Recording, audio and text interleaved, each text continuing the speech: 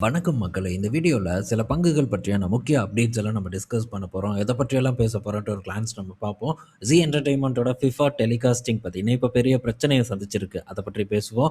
Oil இந்தியாவுக்கு வச்ச பெரிய ஒரு ஆப்ப பற்றி டிஸ்கஸ் பண்ண போறோம். அடுத்தது 5 வருஷத்துல இல்லாத அளவுக்கான ஒரு டிவிடெண்ட் அனௌன்ஸ் பண்ண ஒரு நிறுவனத்த பற்றி பேச போறோம். நெஸ்ட்லேக்கு ஏற்பட்ட இப்போ திரும்ப மேகில ஒரு பஞ்சாயத்து ஏற்பட்டிருக்கு. அத பற்றியும் நம்ம டிஸ்கஸ் பண்ணுவோம். இதெல்லாம் நம்ம பேசக்கூடிய டாபிக்ஸ் ஒன்னொன்னா நம்ம போவோம். ஃபர்ஸ்ட்டு நம்ம பார்க்க போறது குளோபல் அப்டேட் தான் பார்க்க போறோம். குளோபல் டென்ஷன் பார்த்தீங்கன்னா, நாளுக்கு நாள் மேலயும் போது, கீழயும் போகுது. அந்த வகையில இப்போ ஒரு புது அப்டேட் நமக்கு கிடைச்சிருக்கு.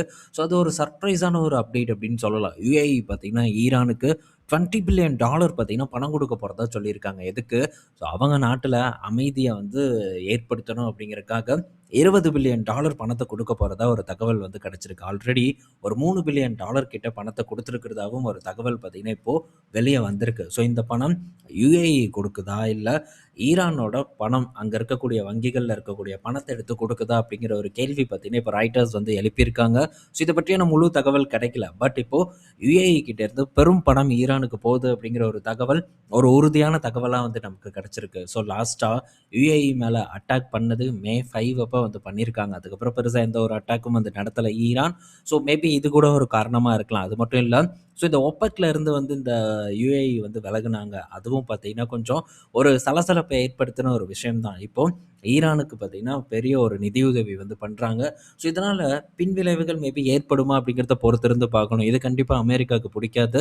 அமெரிக்காக்காரன் ஏதாச்சும் பண்ணுவானாங்கிறத வெயிட் பண்ணி பார்க்கணும். ஆனா, அமெரிக்கா பார்த்தீங்கன்னா, மிடில் ஈஸ்ட்ட பாதுகாக்க தவறிட்டாங்க அப்படின்னே சொல்லணும். பல இடத்துல பார்த்தீங்கன்னா, மிடில் ஈஸ்ட்ல பெரிய அளவுக்கான தாக்குதல ஈரான் வந்து நடத்துனாங்க. ஆனா, அமெரிக்கா எந்த விதமான ரியாக்ஷனும் பண்ணல. அமெரிக்கா இஸ்ரேலுக்கு ஆதரவா நின்னா ஈரான தாக்கணும் அப்படிங்கிறது அவங்களுடைய குறிக்கோள். அத மட்டும் தான் பண்ணுனானே தவிர, மற்ற நாடுகளுக்கு ஆயுதங்கள வந்து வித்தான். பட் ஓசில எதுவுமே அவங்களுக்கு சப்போர்ட் பண்ணல. இது பெருசா மேபி வந்து பின்னாட்கள்ல கிளம்பலாம். ஆதரவு பார்த்தீங்கன்னா, அமெரிக்காவுக்கு கொஞ்சம் கொஞ்சமா கழண்டு போறதுக்கான வாய்ப்பும் இருக்கு.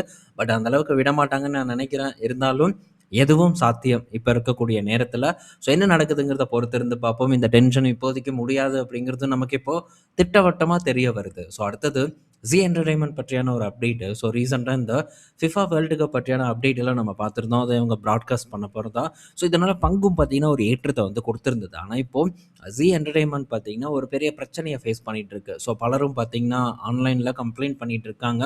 சோஷியல் மீடியால. என்னன்னா, குவாலிட்டி நல்லா இல்ல. இவங்க பிராட்காஸ்ட் பண்ணக்கூடிய குவாலிட்டி ரொம்ப மட்டமா இருக்கு அப்படின்ட்டு கம்ப்ளைண்ட்ஸ் பார்த்தீங்கன்னா பறந்திருக்கு. அது மட்டும் இல்ல, இவங்களுடைய இந்த காஸ்ட் இந்த ஓடிடிக்கான காஸ்ட்டையும் வந்து உயர்த்தியிருக்காங்க. ரூ. 800 அப்படிங்கிறது ஒரு பிளான். ஆனா, இந்த ரூ. 800 பிளான்ல இப்போ ஒருத்தங்க மட்டும் தான் பார்க்க முடியும். 3 மாசத்துக்கான பிளான்ல மொத்தம் 3 பேர் வந்து பார்க்கலாம். இப்போ வந்து ஒருத்தங்க தான் பார்க்கணும்னு கொண்டு வந்திருக்காங்க. இதுவும் பார்த்தீங்கன்னா, பெரிய அளவுக்கு ஒரு எதிர்ப்ப வந்து கிளப்பியிருக்கு. பட் இது ஓகே. ஆனா, குடுக்குற காசுக்கு ஒர்த்தான ஒரு குவாலிட்டி அவங்க டெஃபினட்டா வந்து குடுக்கணும். ஆனா, அத குடுக்க ஜீ என்டர்டெயின்மென்ட் வந்து தவறியிருக்காங்க. 4K குவாலிட்டியும் பார்த்தீங்கன்னா, ஸ்ட்ரீமிங் குவாலிட்டியும் வந்து இல்லாம இருக்கு. இதுவும் பார்த்தீங்கன்னா, பெரிய அளவுக்கு ஒரு அதிருப்திய வந்து வாடிக்கையாளர்கள் மத்தியில ஏற்படுத்தியிருக்கு.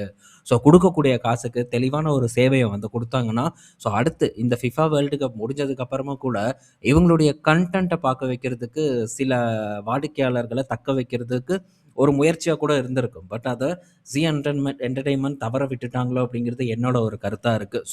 இதுக்கு முன்னாடி நம்ம ஜியோ ஸ்டார் பற்றி டிஸ்கஸ் பண்ணோம். இந்த ஜியோ ஹாட்ஸ்டார் பார்த்தீங்கன்னா, ஐபிஎல் மூலியமா பெரிய அளவுக்கு பார்த்தீங்கன்னா, சப்ஸ்கிரைபர்ஸ வந்து உள்ள இழுத்தாங்க. இத பற்றி நம்ம பேசணும். இது நான் அவங்க கிட்ட எக்கச்சக்கமான கன்டென்ட்ஸ் இருக்கு. ஐபிஎல் மூலியமா பல கஸ்டமர்ஸ வந்து பல பார்வையாளர்கள தொடர்ந்து இவங்க வாடிக்கையாளர்களா மாற்றதுக்கான வாய்ப்பு இருக்குன்ட்டு, நம்ம ஆர்டிக்கல்ல டிஸ்கஸ் பண்ணோம்.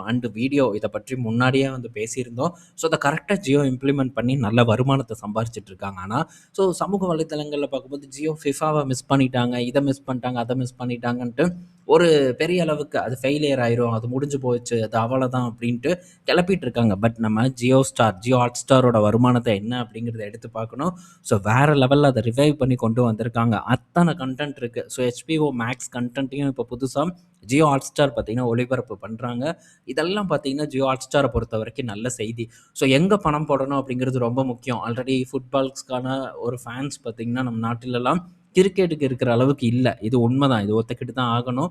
அது மட்டும் இல்லாம இந்த மேட்சஸும் பார்த்தீங்கன்னா, அன்டைம்ல தான் வந்து நடக்கும் அப்பப்போ. ஸோ இந்த அன்டைம்ல நடக்கிறத பார்க்கறதுக்கான பார்வையாளர் எண்ணிக்கை குறைவா இருக்கும். ஸோ எந்த அளவுக்கு அட்வர்டைஸ்மென்ட் இதில பே பண்ணுவாங்கங்கிறதும் கேள்விக்குறியான ஒரு விஷயம் தான். ஸோ நெறைய விஷயங்கள் இருக்கு. யோசிக்காம அம்பானி எதுவும் பண்ண மாட்டான் அப்படிங்கிறது நமக்கு இதன் மூலியமா கிளியரா வந்து புரிய வருது. நம்ம தான் உண்மை என்ன அப்படிங்கிறத அலசி ஆராயணும். ஸோ அவன் மிஸ் பண்ணிட்டான்னா, சும்மாலாம் மிஸ் பண்ண மாட்டான். அவ்வளோ பணம் கையில இருக்கு. ஜீ என்டர்டெயின்மென்ட் எல்லாம் இன்வெஸ்ட்மென்ட் பண்ணி வாங்குறான்னா, ஸோ அவன்கிட்ட காசு இல்லாமயா இருக்கும்? ஸோ தவிர்க்கிறாங்க அப்படின்னா, அதற்கு பின்னால் ஒரு பெரிய காரணம் இருக்கும் அப்படிங்கிறத நம்ம தான் அலசி ஆராய்ந்து தெரிஞ்சுக்கணும். ஸோ இது ஒரு மிகப்பெரிய ஒரு படிப்பினை நம்மள பொறுத்தவரைக்கி. ஸோ அடுத்தது ஆயில் இந்தியா பார்த்தீங்கன்னா, ரீசென்ட்டா ஒரு 10% வரைக்கான சரிவ சந்திச்சது. ஸோ நேத்து டேலயும் பார்த்தீங்கன்னா, ஆயில் இந்தியா ஒரு இறக்கத்த வந்து சந்திச்சிருந்தது. ஸோ என்ன ரீசன் அப்படின்ட்டு இவங்க என்ன குடுத்திருந்தாங்க நமக்கு அன்னைக்கு. ஸோ அன்னைக்கு 10% இறங்குனப்ப க்ரூட் ஆயில் வந்து கீழ இறங்கியிருந்தது. அதனால ஸோ ஆயில் இந்தியா வந்து ஒரு சரிவ சந்திச்சிருக்கு அப்படின்னு தான் ஒரு ரீசன் வந்து குடுத்தாங்க. ஸோ அப்பவே நம்ம டிஸ்கஸ் பண்ணோம். க்ரூட் இதுக்கு முன்னாடி இறங்கியிருக்கு. ஸோ அப்பல்லாம் பார்த்தீங்கன்னா, இந்த மாரியான இவ்வளோ பெரிய ஒரு சரிவு ஏற்படாம இப்ப சரிவு ஏற்படுவது, இந்த காரணம் செல்லாது. இந்த காரணம் இதனுடன் ஒத்துப்போகவில்லை அப்படிங்கிறத பற்றி நம்ம டிஸ்கஸ் பண்ணோம். ஸோ அதற்கு ஏற்ற மாரியான ஒரு செய்தி வந்திருக்கு. இது அன்னைக்கே வந்திருக்கு. ஆனா நமக்கு இன்னைக்கு தான் பார்த்தீங்கன்னா, இத பரப்ப ஆரம்பிச்சிருக்காங்க. ஸோ இன்னைக்கு தான் வெளிய வந்து பெரிய அளவுக்கு வந்திருக்கு. ஸோ என்னன்னா கவர்மெண்ட் பார்த்தீங்கன்னா, ராயல்டி ஃபீஸ வந்து உயர்த்தியிருக்காங்க ஆயில் இந்தியா மேல. ஓஎன்ஜிசி மேலயும் அது உயர்த்தியிருக்காங்க. ஆனா ஆயில் இந்தியா மேல கொஞ்சம் ஃபீஸ் அதிகமா போயிருக்கு. அதன் தாக்கம் ஆயில் இந்தியாவுக்கு கொஞ்சம் அதிகமா இருக்கும் அப்படிங்கிற ஒரு எஸ்டிமேஷன பார்த்தீங்கன்னா, இப்ப புரோக்கரேஜ் எல்லாம் வந்து போட ஆரம்பிச்சுட்டாங்க. ஸோ 12% இருந்த ராயல்டி ஃபீ பார்த்தீங்கன்னா, இப்போ 16.9% வந்து உயர்ந்திருக்கு. ஸோ கணிசமா 4.4% பார்த்தீங்கன்னா உயர்த்தியிருக்காங்க. ஸோ இது வருமானம், எபிட்டா, லாபம் அப்படின்ட்டு எல்லா இடத்துலயும் மேஜர் ரோல் ப்ளே பண்ணும் அப்படிங்கிற ஒரு எதிர்பார்ப்பு அநேகமா எல்லாத்துக்கும் வந்திருக்கும். ஸோ எனக்கும் அதுதான் வந்திருக்கு. அது மட்டும் இல்லாம க்ரூடோட விலை திரும்ப இது சரிஞ்சதுன்னா, அப்போ இந்த நிறுவனம் இன்னும் பார்த்தீங்கன்னா, பெரிய அளவுக்கான ஒரு பிரஷர ஃபேஸ் பண்றதுக்கான வாய்ப்பு ரொம்ப அதிகமா வந்து இருக்கு. ஸோ ஆல்ரெடி இந்த பங்கெல்லாம் ஒரு ரூ. 700 கிட்ட இருந்ததுன்னு நெனைக்கிறேன். ஸோ அங்கருந்து ஒரு சரிவ சந்திச்சுட்டு வந்துட்டுருக்கு. இப்போ அரவுண்ட் ஒரு 400 கிட்ட ட்ரேட் ஆயிட்டு இருக்கு. ஃபர்தரா இந்த இடத்துலலாம் ஒரு டிப் நடக்கணும். ஸோ இந்த டிப் எல்லாம் நடக்காம இந்த இடத்துக்குள்ள நம்ம என்டர் ஆனோம்னா, ஸோ கால விரயம் ஆகுறது தான் ஒரே வழி. ஸோ கால விரயம் ஆயிக்கிட்டே இருக்கும். கால விரயம் மட்டும் ஆகாது. நம்ம போட்ட கேப்பிட்டலும் பார்த்தீங்கன்னா, விரயம் ஆயிட்டே இருக்கும். அகைன் நம்ம போட்ட காசு திரும்ப மேல வருவதற்கு ஸோ ரொம்பவே வந்து டைம் எடுத்துக்கும். அதுவரைக்கும் நம்ம வேடிக்கை பார்த்துட்டு சோகமா உட்கார்றத தவிர வேற வழியே இருக்காது. அதனால இந்த மாரியான நிறுவனங்கள பொறுத்தவரைக்கி தொடர்ந்து நம்ம கண்கொத்தி பாம்பா கவனிச்சுக்கிட்டே இருக்கணும். அண்டு இங்க என்னைக்கு ஒரு சான்ஸ் வருதோ, அந்த நேரத்தில உள்ள வருவதற்கு நம்ம ட்ரை பண்ணணும். ஸோ முன்னாடி போய் வாங்கி உட்கார்றதுலலாம் எந்த பயனும் இல்ல. ஸோ எந்த லாபமும் இந்த இடத்துல நமக்கு கிடைக்காது. மேபி இங்கேருந்து ஒரு ஏற்ற இறக்கம் நடந்தாலும் கூட, சேஃபான ஒரு இடம் நமக்கு வேணும். இப்ப இருக்கக்கூடிய சூழ்நிலைய பொறுத்தவரைக்கும், ஷார்ட் டெர்ம்ல நடக்கக்கூடிய ஏற்ற இறக்கங்கள பார்த்து நம்ம கொஞ்சம் ஆ ஆசைப்பட்டு உள்ள நுழைஞ்சோம்னா, அது நமக்கு ஆபத்தா முடிவதற்கான வாய்ப்பு ரொம்ப அதிகமா இருக்கு. ஸோ ரொம்ப கேர்ஃபுல்லா முதலீடு பண்றதுக்கு ட்ரை பண்ணுங்க. ஸோ ஒண்ணும் அவசரமே இல்ல. இப்ப இருக்கக்கூடிய சூழ்நிலையில நெறைய சான்ஸ் இருக்கு. ஸோ அந்த சான்ஸ பிடிக்க ட்ரை பண்ணுவோம். பேலன்ஸ் இல்லையா லிக்விட் ஃபண்ட்ல போட்டுட்டு வேடிக்கை பார்ப்போம். லார்ஜ் கேப் ஃபண்ட் இருக்கு. ஸோ இந்த மாரி பல இடங்கள் இருக்கு. நம்ம பணத்த பார்க் பண்றதுக்கு. ஸோ அந்த இடத்துல பார்க் பண்ணிட்டு மார்க்கெட்ட நல்லா ஃப்ரீயா உட்காந்து வாட்ச் பண்ணுவோம். நல்ல நல்ல சான்ஸ் வரும்போது அந்த ஆப்பர்ச்சுனிட்டிய நம்ம யுட்டிலைஸ் பண்றதுக்கு ட்ரை பண்ணுவோம். ஓகே. ஸோ இங்க இல்லையா யுஎஸ் மார்க்கெட் சைடு நம்ம போவோம். ஸோ யுஎஸ் மார்க்கெட்ல சான்ஸ் கிடைக்கும். அந்த சைடு நம்ம ஃபோக்கஸ் பண்றத பற்றி திங்க் பண்ணலாம். ஸோ இப்படி நம்மளுடைய பார்வைய பரந்த நிலையில வைக்கிறதன் மூலியமா ஸோ நல்ல நல்ல சான்ஸ் நமக்கு டெஃபினட்டா ஏற்படும். ஸோ அத நோக்கி நம்ம போறது தான் கரெக்ட் அப்படிங்கிறது என்னோட ஒரு கருத்து. ஸோ தொடர்ந்து நம்ம வாட்ச் பண்ணுவோம். இதெல்லாம் தொடர்ந்து நான் வாட்ச் பண்ணக்கூடிய பங்கு. நான் இதுக்கு முன்னாடியே இத பற்றி டிஸ்கஸ் பண்ணியிருக்கேன். ஸோ திரும்ப இத பற்றி நமக்கு சான்ஸ் வரும்போதெல்லாம் நம்ம பேசுவோம். அடுத்தது 5 வருடத்தில இல்லாத அளவுக்கான டிவிடெண்ட் குடுக்கக்கூடிய கம்பெனி எது? HPCL. ஸோ HPCL பார்த்தீங்கன்னா, இந்த காலாண்டு ரூ. 19.25 பார்த்தீங்கன்னா, டிவிடெண்டா வந்து அனௌன்ஸ் பண்ணியிருக்காங்க. இதோட ரெக்கார்ட் டேட் ஆகஸ்ட் 14 கிட்ட வந்து அனௌன்ஸ் பண்ணியிருக்காங்க. ஸோ இதுக்கு முன்னாடி 2021ல கொஞ்சம் அதிகப்படியான டிவிடெண்ட் ரூ. 21 கிட்ட குடுத்துருக்காங்க. அதுக்கப்புறம் அதிகப்படியான டிவிடெண்ட் இப்ப தான். இன்னொரு காலாண்டு குடுப்பாங்க. ஸோ நவம்பர்ல குடுப்பாங்கன்னு நான் நெனைக்கிறேன். ஸோ அதோட டிவிடெண்ட் எப்படின்னு பார்க்கும்போது சேர்ந்து குமுலேட்டிவா எப்படியும் ஒரு ₹24 இல்ல ₹25 வரைக்கும் இந்த வருடத்துக்கான டிவிடெண்ட் வந்து HPCL கிட்ட இருந்து நமக்கு கிடைக்கும் அப்படிங்கிற எதிர்பார்ப்பு எனக்கு இருக்கு.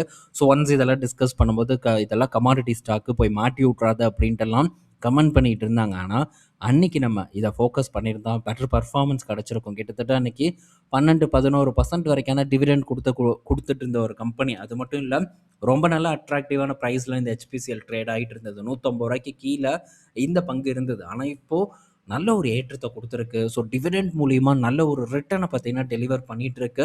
ஸோ இதுக்கு மேல நமக்கு என்ன வேணும்? ஸோ அதுதான் சரியான இடத்துல ரீட்டெயில் இன்வெஸ்டர் வெறுக்கக்கூடிய இடத்துல நம்ம முதலீடு பண்ணணும். அது முதலீடு பண்றது அவ்வளோ சாதாரண விஷயம் இல்ல. ஸோ இந்த மாரியான பங்குகள், அதாவது ஒரு லோல இருக்கக்கூடிய பங்குகள் வாங்குறோம்னு நம்ம நெனச்சோம்னா, அந்த டைம்ல 1000 நெகட்டிவ் நியூஸ் இருக்கும். இது எல்லாத்தையும் நம்ம ஜல்லட போட்டு சலிச்சு, அந்த இடத்துல முடிவு எடுப்பதுங்கிறது, ஸோ ரொம்ப சாதாரண விஷயம் இல்ல. அதுக்கு நம்ம தொடர்ந்து உழைத்துக் கொண்டே இருக்கணும். ஸோ உழைத்துக் கொண்டே இருப்போம். ஸோ ஏதாச்சும் ஒரு சான்ஸ் வரும்போது நம்ம அத பிடிக்கிறத பற்றி திங்க் பண்ணுவோம். அடுத்தது நெஸ்லே கிட்ட இருந்து அப்டேட்டு. ஸோ நெஸ்லே பார்த்தீங்கன்னா, இப்போ ஒரு 3% வரைக்கான சரிவ வந்து குடுத்திருந்தது. ஸோ இதுக்கு ரீசன் பார்த்தீங்கன்னா, திரும்ப மேகில வந்து சில கன்சர்ன் இருக்கிறதா வந்து சோஷியல் மீடியால பெரிய அளவுக்கு பரப்பப்பட்டுட்டு வந்துட்டு இருக்கு. ஸோ அது இதுக்கு முன்னாடி நடந்தது தான். 21ல நடந்ததுன்னு நெனைக்கிறேன். அப்போ இந்த பங்கு ஒரு ரூ. 12,000 அந்த மாரி ரேஞ்சுக்கு வந்தது. ஸோ நான் கூட வாங்கி அதுக்கப்புறம் நான் அத எக்ஸிட்டும் வந்து பண்ணியிருக்கேன் இதுக்கு முன்னாடி. ஸோ ஒரு ஷார்ட் டெர்ம்க்கு வாங்குனேன் அந்த மேகி பஞ்சாயத்து வரும்போது. அது என்ன ரேட்டுன்னு கரெக்ட்டா நான் மறந்துட்டேன். ஸோ இந்த நெஸ்லே இந்தியா இப்போ திரும்ப ஒரு 5 வருடத்துக்கு பிறகு அதே ஒரு பிரச்சனைய வந்து ஃபேஸ் பண்ணுது. இதுக்கு அவங்க விளக்கமும் குடுத்துருக்காங்க. ஸோ அடையாளம் தெரியப்படாத நபர்களால இது வந்து பரப்பப்பட்டுட்டு வந்துட்டுருக்கு. இதெல்லாம் சீரியஸ் இஷ்யூ இல்ல. நாங்க எங்களுடைய குவாலிட்டிய உறுதி பண்றோம். எல்லா செக்கும் பண்ணி தான் நாங்க ப்ராடக்ட்ட வந்து வெளிய விடுறோம் அப்டின்ட்டு நெஸ்லே இந்தியா தெரியப்படுத்தியிருக்காங்க. இருந்தாலும் இந்த இடத்துல இருந்து விளக்கம் கேட்டிருக்காங்க எஃப்எஸ்ஐ. ஸோ இது எப்படி வந்து பாதிக்கும் நம்ம பொறுத்திருந்து பார்க்கணும். ஸோ இப்போ வரைக்கும் இந்த பங்கு நல்ல ஒரு பீக்ல தான் இருக்கு. சின்னதா கரெக்ஷன குடுத்துருக்கு. பட் இந்த கரெக்ஷன் எல்லாம் பத்தாது. ஸோ தொடர்ந்து நம்ம வாட்ச் பண்ணுவோம். ஸோ இது போக இந்த கேஎஃப்சி இருக்கு. அப்புறம் Flipkart இருக்கு. ஸோ இந்த மாரி சில நிறுவனங்களும் பார்த்தீங்கன்னா, எஃப்எஸ்ஐயோட பார்வையில வந்து சிக்கியிருக்கு. ஸோ கேஎஃப்சி எல்லாம் டெஃபினட்டா வந்து செக் பண்ணக்கூடிய நிறுவனம். நான் இப்ப ரீசென்ட்டா பார்த்தேன். யாரோ ஒருத்தர் பர்கர் வாங்கியிருக்காங்க. அந்த பர்கர்ல புழு இருந்ததா நான் பார்த்தேன். ஸோ இந்த மாரி கன்சர்ன்ஸ் பார்த்தீங்கன்னா, கேஎஃப்சில தொடர்ந்து போயிட்டு இருக்கு. ஸோ எத்தனையோ முறைகள் ஆய்வு நடந்தாலும் கூட பிரச்சனைகள் தொடர்ந்து இருந்துட்டு தான் இருக்கு. ஸோ அதெல்லாம் கண்டிப்பா அவங்க சரி பண்ணணும். ஏன்னா, சாப்பாடு குவாலிட்டியா இருக்கணும். மற்ற பொருள்னா கூட ஓகே. சாப்பிடக்கூடிய பொருட்கள்ல குவாலிட்டிய கம்மி பண்றதுல எந்த வகையில நம்ம அக்செப்ட் பண்ண முடியும்னு எனக்கு தெரியல. ஒண்ணு அவங்க குவாலிட்டிய சரி பண்ணணும். இல்ல நம்ம அத அவாய்ட் பண்ணிட்டு போகணும். ஸோ அதனால கேஎஃப்சி சிக்கன் வந்து கிட்டத்தட்ட ஒரு 14 வருடத்துக்கு முன்னாடி அப்ப சாப்பிட்டது. அதுவும் நான் கேஎஃப்சிலலாம் காசு குடுத்து வாங்கி சாப்பிட்டதே கிடையாது. அங்க போய் சாப்பிடணுங்கிற ஒரு ஆசையும் கிடையாது. ஸோ இந்த மாரி ஏதாச்சும் ஒரு பர்த்டே பார்ட்டி, இந்த மாரி ட்ரீட் இந்த மாரி இதுக்கு ஒரு 2, 3 டைம் போயிருக்கேனே தவிர, அங்க சாப்பிடுறதுக்கான ஒரு இன்ட்ரெஸ்ட் எனக்கு கிடையவே கிடையாது. என்ன மாரி சில நண்பர்களும் இருப்பாங்கன்னு நான் நெனைக்கிறேன். ஸோ இது மாரி கொஞ்சம் அன்ஹெல்தி ஃபுட்ட நம்ம அவாய்ட் பண்றது நம்ம உடம்புக்கும் நல்லது தான். ஒபெசிட்டி இந்த மாரியான விஷயங்கள்ல இருந்து நம்ம தப்பிக்கவும் வந்து முடியும். அப்படிங்கிறது தான் என்னுடைய ஒரு பார்வையா இருக்கு. பட் குவாலிட்டியான ஃபுட்ட குடுக்கணும். அத கண்டிப்பா எஃப்எஸ்ஐ உறுதி பண்ணணுங்கிறது என்னுடைய வேண்டுகோளாவும் வந்து இருக்கு. ஸோ இந்த வீடியோல நம்ம பல இன்ஃபர்மேஷன் பார்த்திருப்போம். பயனுள்ளதா இருக்கும்னு நான் நெனைக்கிறேன். ஸோ ஈவினிங் நம்ம இன்னொரு ஒரு வீடியோல மீட் பண்ணுவோம். பாய் மக்களே!